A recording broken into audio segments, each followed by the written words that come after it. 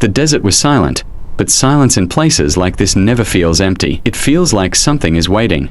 Beneath the burning sun of the Great Pyramid, surrounded by endless sand and ancient stone in Egypt, I arrive searching for something no tourist comes to see.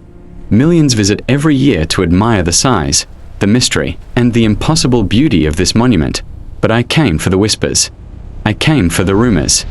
I came for what they said was hidden below. For centuries, people have asked how the pyramid was built, why it was built, and who truly designed it. But another question has always remained in the shadows. What lies underneath it? Old stories speak of secret chambers, buried tunnels, sealed rooms filled with forgotten knowledge, treasures, warnings, or something far darker. Most experts dismiss these tales as myths, but every truth sounds like fiction before it is proven. My first clue came months before I arrived. Ground scans and unusual readings had suggested empty spaces beneath sections of the plateau. Not tiny cracks caused by age, but larger hidden voids where solid earth should have been. Official explanations were simple: natural cavities, harmless gaps, nothing important. But when answers come too quickly, questions become louder. I spent weeks trying to gain access to restricted lower passages near the pyramid complex. Most doors remained closed. Most people refused to speak. Some laughed when I mentioned underground chambers. That sentence followed me everywhere. Eventually, after endless requests and waiting, I was allowed to join a small inspection team entering a lower corridor rarely seen by outsiders. We entered at sunset. Outside, the sky burned orange. Inside, darkness swallowed everything. The air changed instantly. Hot desert wind became dry, cold stillness. Our footsteps echoed through narrow stone passages carved thousands of years ago. Dust floated through our flashlight beams like ghosts. We moved deeper underground. Strange symbols covered parts of the wall. Some were familiar ancient markings. Others were patterns repeated again and again, carved deeply as if meant to survive forever. Then the smell changed. Beneath the scent of dust and stone was something metallic, faint and sharp, like rust or trapped water. After several minutes, we reached a blocked section of the corridor, almost polished. Ceiling stones. The team unpacked tools and searched the edges until they found a narrow gap where one block had shifted slightly. A small camera was fed through while we all watched the monitor. At first, there was only darkness. Then the light adjusted. Beyond the wall was a room. A real hidden room.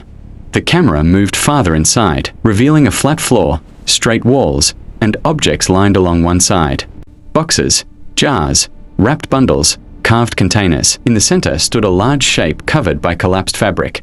The guide immediately ordered the camera removed. Nobody spoke. We were told to leave and forget what we had seen. That was impossible. Days later, I returned through another route, with a technician and a local worker who refused to give his name.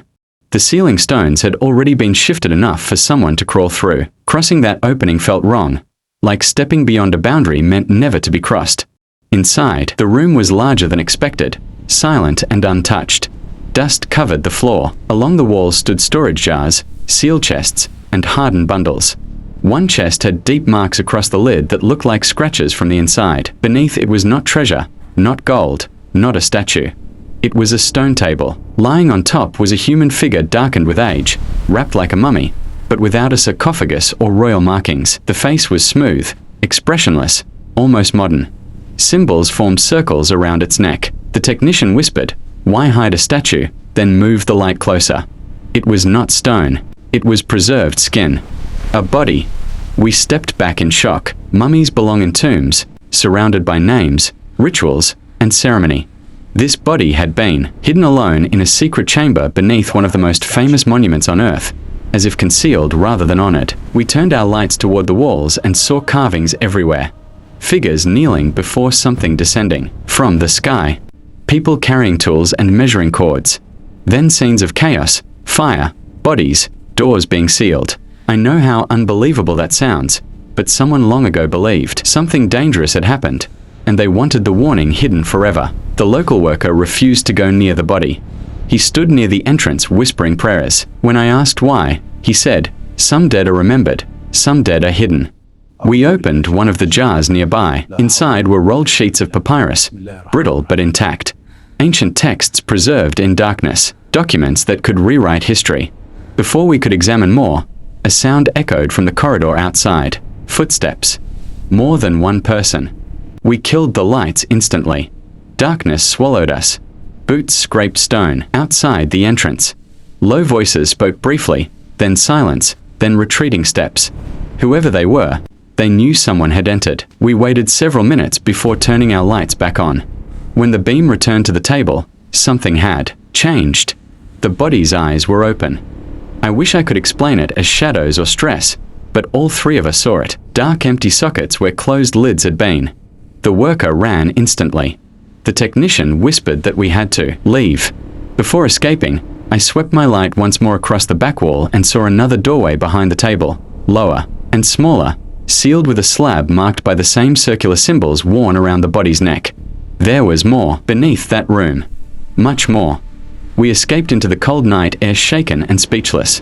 By morning, access to the lower passage had been locked. Guards had doubled. Our permissions were revoked. No official report was released. No one asked what we had seen. That silence was its own answer. In the weeks that followed, I studied every symbol and every image I had copied. Most remained unclear, but several repeated ideas emerged: descent, knowledge, silence, return.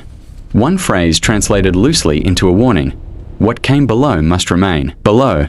Not buried. Below. I searched old explorer journals and forgotten records. Hidden in footnotes were references to block shafts, sealed pits, strange sounds beneath the plateau, and workers refusing to dig in certain areas. One old account described tapping sounds under the stone. Another mentioned the sleepers beneath Khufu. Most dismissed these stories as superstition, but fear often grows around something real. Then, anonymous messages began arriving. Blank calls, emails with no sender, notes telling me to stop asking questions. One message contained only 7 words. You opened what others kept closed. Could there be ordinary explanations for everything? Yes. A hidden chamber, an undocumented burial, misunderstood carvings, fear in darkness. All possible, but then explain the secrecy.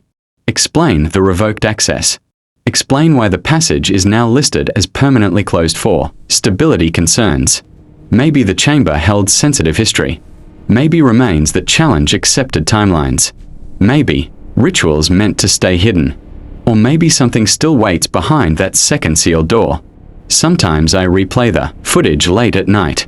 Dust drifting through the beam, symbols across the walls, the blackened body on the table, and in one frame, only one, there appears to be a fresh footprint in the dust beside it. Not ours. People think history is dead, dates in books, names carved on stone, objects behind museum glass. But history is not dead.